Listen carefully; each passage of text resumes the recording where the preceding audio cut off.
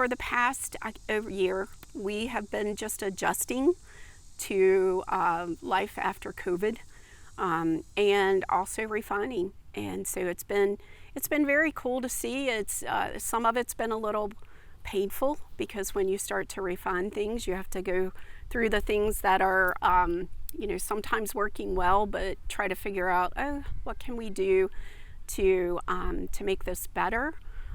And then sometimes, what can we do without it? We may have to completely cut it out. And so that's always it's a blessing, but it also it's hard. And so we've been doing that in many areas of the ministry, the clearinghouse especially, which is where everything happens. It's where our neighbors begin that first connect. And so those processes have been worked on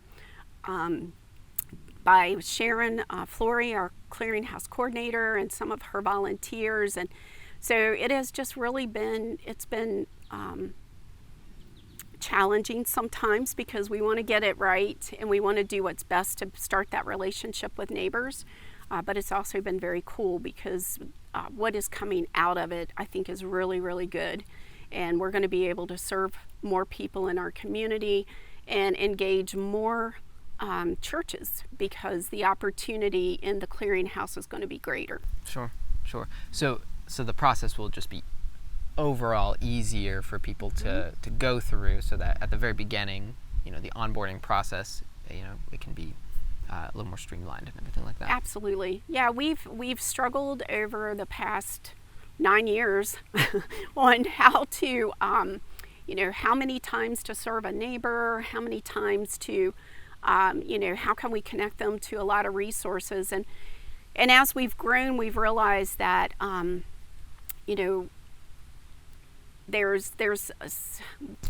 back up a little bit. There's a book called Toxic Charity that we have been, as a staff, we went through during our staff meetings.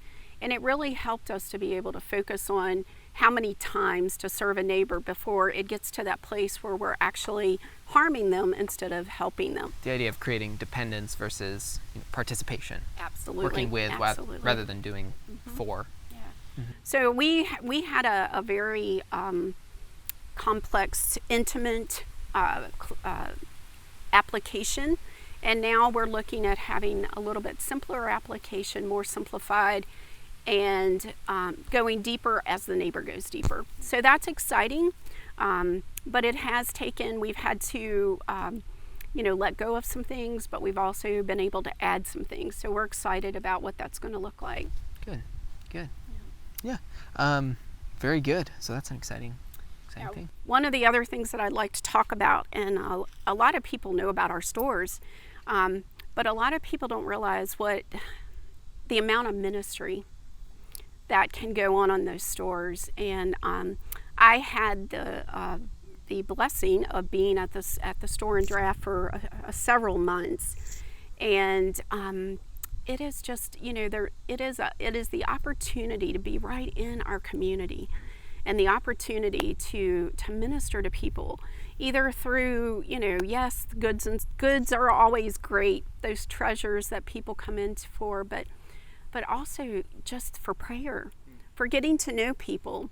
I can remember praying with different ones that came in that were getting ready to have surgeries, and were having many health challenges and other things. And it's like, if we can look at the stores as not just a place to serve, to put out products, but as a place to be able to connect with those in our community and love on them and minister to them, then I believe that the stores are going to continue to evolve as a place of ministry versus just a place of let's sell things. Sure.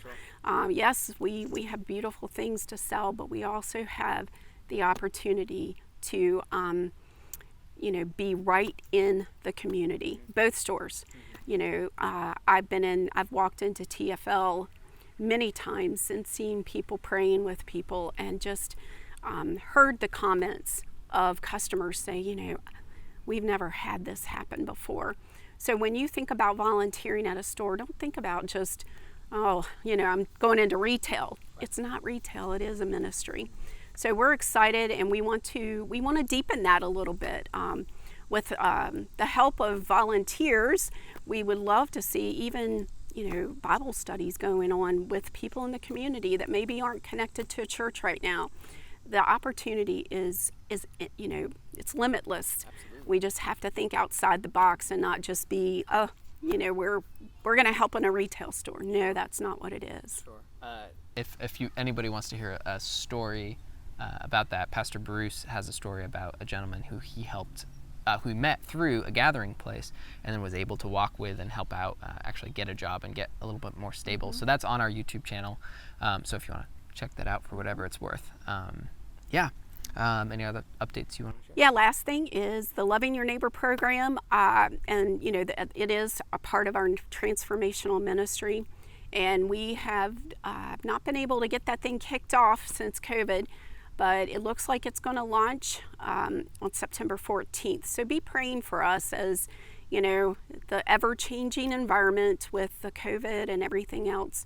We're really just praying that this is going to happen. So we're really excited. We have neighbors that are just desiring to be there, and volunteers too. So be in prayer for that, because we need that. Right. And yeah, we need that. Neighbors need that. Especially, all of us have that inbuilt desire for connection, and that's Absolutely. what church a lot of times gives us, but sometimes neighbors don't feel comfortable walking into a church. So Absolutely. the go-between, not even a go-between, but a really great, Avenue. Yes. is the OYN program for a place of community and connection, and where they can get connected afterwards to a church and that kind of thing. So very important. Yeah. Absolutely, yeah. And the last thing I want to share about is, how much I want to thank this community for investing in this ministry financially, with product donations, with Loving Your Neighbor voucher donations. And I did just want to give a little update about our 2 days of giving. We as a ministry chose back in 2013, 8 years ago, to not do actual fundraising. Sure. And so we do what's called 2 days of giving, and then the end of year giving. And these are the main time we come to the community and say, hey, can you support us financially?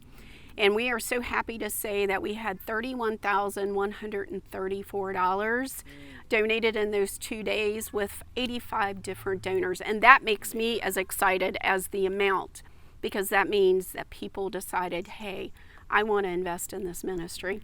So we're very, we just want to thank you. Thank you for investing in us. And so there's lots of other little updates, but they will be found on the prayer sheet, the prayer covering sheet. So please take a look at that. Take time to read it, and Yep. And if you wanted to sign up for that, go to our website.